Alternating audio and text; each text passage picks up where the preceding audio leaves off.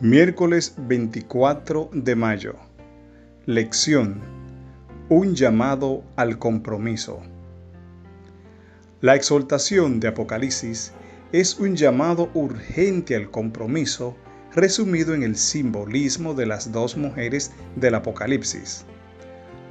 Aunque a veces pareciera que el pueblo de Dios será derrotado en este conflicto cósmico entre la verdad y el error, Dios promete que su iglesia finalmente triunfará. Comparemos Mateo 16:18 con Apocalipsis 17:14. ¿Qué promesa les hizo Jesús a sus discípulos con respecto a su iglesia?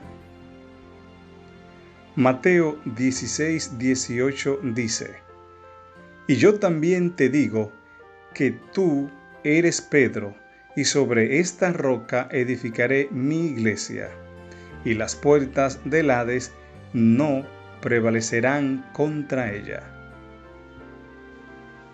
Apocalipsis 17:14 dice: Pelearán contra el Cordero, y el Cordero los vencerá, porque Él es Señor de señores y Rey de reyes, y los que están con Él son llamados, elegidos y fieles. Cristo es el fundamento sólido sobre el que se construye su iglesia. Esta iglesia se basa en las enseñanzas de su palabra y es el Espíritu quien la guía. Al contrario, Babilonia, como hemos visto, se cimenta en las enseñanzas y las tradiciones hechas por el hombre.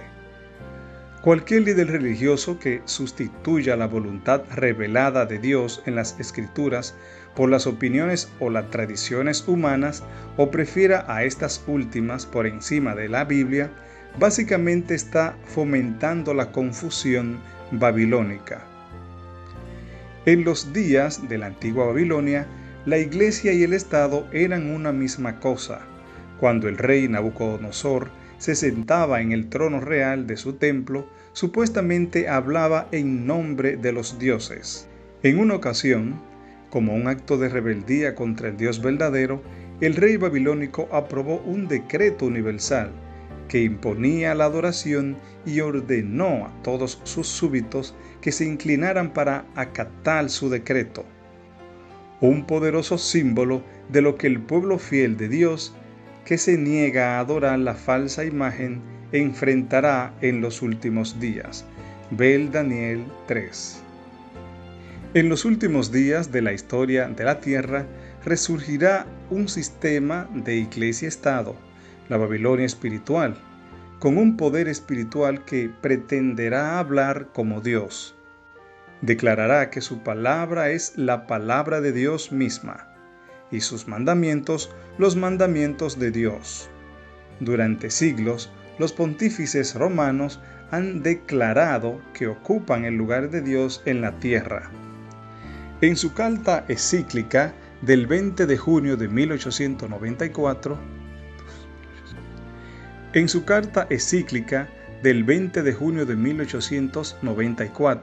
el Papa León XIII declaró: sostenemos sobre esta tierra el lugar de Dios Todopoderoso.